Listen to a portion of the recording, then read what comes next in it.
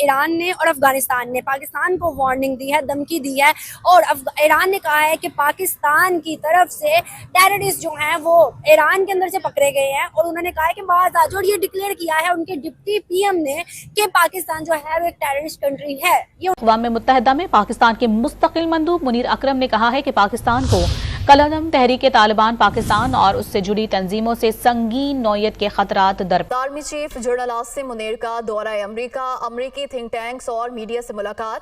Army chief ने इलाकाई सलामती, बैनुल-अक़वामी दहशतगर्दी और जनूबी एशिया में इस्तेहकाम के लिए पाकिस्तान के मौक़िफ़ को उजागर किया। असल हम देख रहे हैं बलूचिस्तान शुरू से टारगेट रहा है भारत का और मोदी की इस हवाले से स्टेटमेंट्स आती है नवाजी में, वो भी सबके सामने हैं। फिर जिस तरह की दहशतगर्दाना एक्टिविटीज़, कार्रवाइयाँ, फिर कुलभूषण यादव हमारे पास जीती जागती एग्जाम्पल है। उन्होंने खुद अल्फाज बोले है, मुस्लिम कंट्री ने मुसलमान को ही कहा है, तो क्या दुनिया में बुरा इम्पैक्ट पड़ा है पाकिस्तान का? पाकिस्तान का ज़ाहिर इम्पैक्ट तो बुरा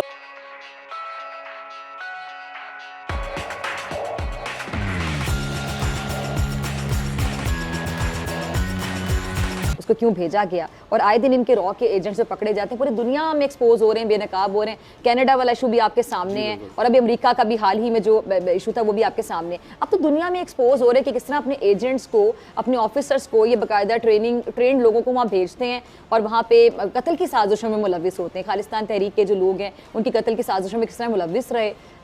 अब वक्त नहीं आ गया कि दुनिया को भी एक स्टैंड लेना चाहिए सिफारती सतह पे इनके साथ ताल्लुकात जो कि ये समझते हैं कि इनके बगैर किसी का गुजारा नहीं है। अब प्रॉपर एक स्टैंड लेना चाहिए। देखिए कैनेडियन प्राइम मिनिस्टर ने, दहशतगर्द रियासत है भारत जी, और देखिए रियासती दहशतगर्दी जो है उसमें मुलविस है हिंदुस्तान, इसमें कोई दूसरी राय नहीं है। और यही बात जो कैनेडियन प्राइम मिनिस्टर थे उन्होंने G20 समिट के दौरान नरेंद्र मोदी से इस बात का इज़हार किया। हाँ। तो ये चीज़ तो बड़ी वाज़ेह है, लेकिन इसके बावजूद जो हिंदुस्तान है उसकी हटदर्मी है। वो कभी भी अपना जो किया हुआ उनके जो इक़दामात होते हैं गैर कानूनी या दहशतगर्दी के ज़ुमरे में जो चीज़ें आती हैं उनको वो एडमिट नहीं करते, बल्कि उसके ऊपर ढिठाई और आगे से हटदर्मी का मुजाहरा करते हैं। एक चीज़ तो ये है।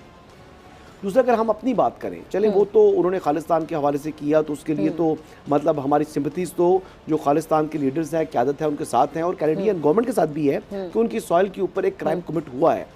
लेकिन हम अपनी जो हमारा जो मुल्क है, हमारा देश है, हमारा वतन है, यानी बलूचिस्तान के हवाले से, तो बलूचिस्तान में काफ़ी अरसे से कुछ हमारे ऐसे जो सो कॉल्ड बलोच जो है सरदार हैं, उन सरदारों ने दुनिया के सामने ये तासुर अपनी तरफ से झूठा प्रोपेगेंडा बिल्ड करने की कोशिश करते हैं। शायद वो बहुत मजलूम है और उनके साथ बड़ा जुल्म हो रहा है। आपको मालूम है कि ये मिसिंग पर्सनस का जितना ये जो बयानिया घड़ा जाता है, इसकी हकीकत में अगर कोई है भी तो अगर वो 100% उसको बयान कर रहे हैं तो उसमें से 2% वो होगा और उससे ज़्यादा शायद पंजाब में भी ऐसे लोग होते हैं। और जिन लोगों ने जो मिसिंग जाते हैं तो उन्होंने कुछ ना कुछ तो किया होता है ना, यानी एक चीज़ तो ये भी है।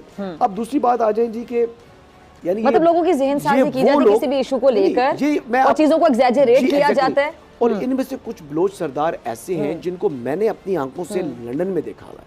ठीक है। और आज की बात नहीं कर रहा, मैं 2002-2003 की बात कर रहा हूँ। उस टाइम पर वो जिस किस्म की लग्जरीज लाइफ गुजार रहे हैं, जिस किस्म के काम किए बगैर वो बरतानिया के अंदर रह रहे हैं और वो जितनी अयाशी कर रहे हैं, तो वो उस अयाशी की फंडिंग उनको यहाँ से बलूचिस्तान से तो आ नहीं रही। तो वो वहाँ पर जाकर इंडियन एम्बेसी से जाके वो पेमेंट लेते हैं। जब वहाँ से पैसे लेकर आकर तो वहाँ पर भी वो नवाबों में जैसी ज़िंदगी गुजार रहे हैं। तो इतना बड़ा नवाब तो यहाँ से कोई भी नहीं होता जो लंदन में जाए और लंदन में जाके नवाबों से भी बढ़कर जो है वो ज़िंदगी गुजार रहे हो।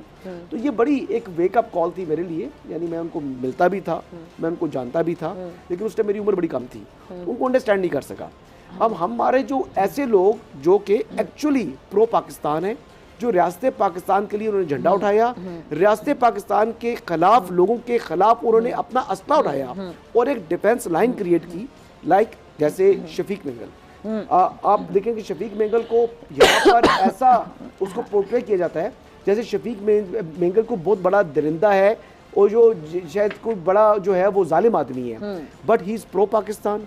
उसने हमेशा रियासत पाकिस्तान की बात की, उसने पाकिस्तान परचम की बात की, पाकिस्तान फौज के हक में हमेशा रैलीज निकाली, पाकिस्तान की फौज के साथ हम आवाज हुआ। तो फिर कभी उसको जो है आप जो है वो दुश्मन जो करार देंगे तो ये बड़ा अनफॉर्चुनेट है। और हमारे लोग भी जो कि हमारी सिविल सोसाइटी है वो उसको बुरा इंसान समझती है। मैं ऑन एयर बोल रहा हूँ कि Shafiq Mengal is pro Pakistan and he is more patriot than Hasan Ayub. ठीक है, ठीक है, आपकी तरफ आ रही हूँ मैं ब्रिगेडियर साहब।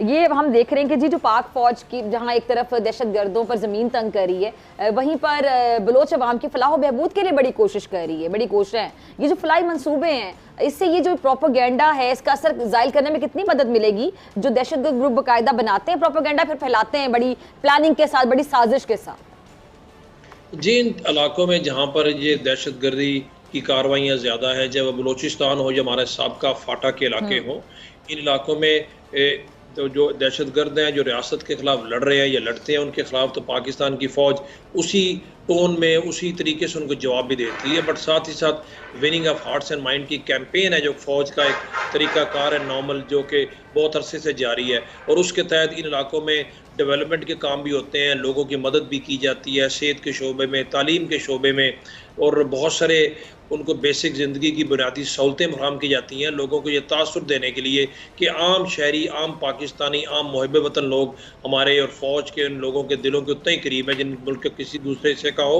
और इन मिलिटेंट्स को पैगाम दिया जाता है कि आप इस तरह के काम करके लोगों के लिए कोई बेहतरी लेके नहीं आ रहे आप, बल्कि आपके इस तरह की हरकतों से, इस तरह की कार्रवाइयों से आपके अपने ही लोग जिनको आप ओन करते हैं, हालांकि आप उनके खैर खा नहीं हैं, उनके लिए मुश्किलात पड़ती हैं। तो आपने देखा पड़ेगा ही, क्योंकि हमारे मुल्क में तो काफ़ी ऐसी तंजीमें हैं जो कि ईरान के ख़िलाफ़ इस्तेमाल होती हैं, बेंगे शिया मुस्लिम हैं और सुन्नी मुस्लिम है, तो इस वजह से ये इम्पैक्ट तो दूसरे मुल्कों पे जाएगा कि एक मुस्लिम मुल्क उठकर पाकिस्तान के ख़िलाफ़ बात कर रहे हैं, तो ये अच्छा इम्पैक्ट नहीं है पाकिस्तान के लिए, होल द वर्ल्ड। सर, क्या लगता है कि हम लोग तो फड़के से नहीं निकल पड़े, सुन्नी, शिया, वहाबी और इन सब चीजों से, है तो इंसान ही ना, हम इन सब चीजों से निकलेंगे तो मुल्क ग्रो करेगा ना, मुल्क का हम देख नहीं रहे, हम तो फड़के में पड़े हुए हैं। अब देखिए ना, जो अब फ़लस्तीन में हो रहा है, फ़लस्तीन में जो जंग हो रही है, इसमें बात ये हुआ है कि जो वहाँ शिया सुन्नी तंजीमें थी वो इकट्ठी हो गई, तो इनको इकट्ठे होना चाहिए, इसी वजह से हम तरक्की भी करेंगे और मुस्लिम जो है दुनिया में आगे भी जाएंगे।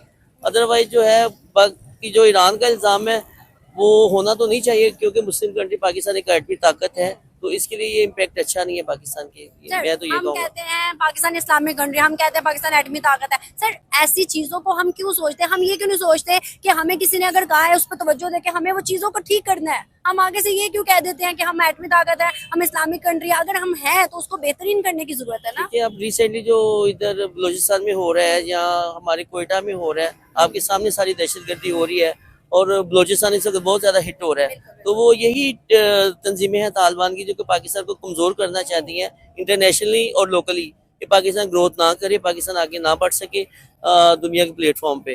तो हमारी आर्मी तो लड़ ही रही है इनके खिलाफ, तो अवाम को भी इनके खिलाफ उठ खड़ा होना चाहिए, ऐसी तंजीमों के खिलाफ भरपूर अंदाज से, इसकी हम मजम्मत करते हैं। सर, तालिबान की आपने बात की है, तालिबान की हुकूमत वही हुकूमत है जब आई थी इक़्तिदार में अफगानिस्तान के अंदर, तो पाकिस्तान के अंदर गले मिला जा रहा था, मिठाइयाँ बांटी जा रही थी कि भैया अब शरिया लॉ आ गया, इस्लामिक लॉ आ गया। अब हम देखें तो तालिबान हमारे खिलाफ हुए हैं। और दूसरी बात, तालिबान ने खुद कल वार्निंग दिया पाकिस्तानियों को कि पाकिस्तान जो है वो बाज आ जाए, हमें इस्तेमाल ना करे हमारे अफगानी भाइयों को, मुसलमान भाइयों को। आपने देखा होगा रिसेंटली 40 उन्होंने अरेस्ट किए हैं तालिबान, वो एक्सेप्ट किया उन्होंने कि वाकई उन्होंने पाकिस्तान में जाके कार्रवाई की है। इस तरह की स्टेटमेंट देने से ना तो उनके लिए कोई बेहतरी है और ना ही पाकिस्तान के लिए बेहतरी है।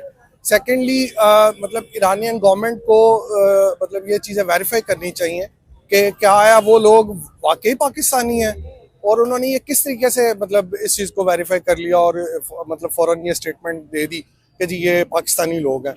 और मेरा नहीं ख्याल कि पाकिस्तान की तरफ से कोई ऐसा कोई इस तरह का कोई चीज़ें की जा रही हैं। Pakistani government, specially Pakistani agencies, they are doing much better because जो टेररिज्म है इसके लिए तो पाकिस्तान मतलब सिंस 30 इयर्स जो है ना वो फाइट कर रहा है स्पेशली।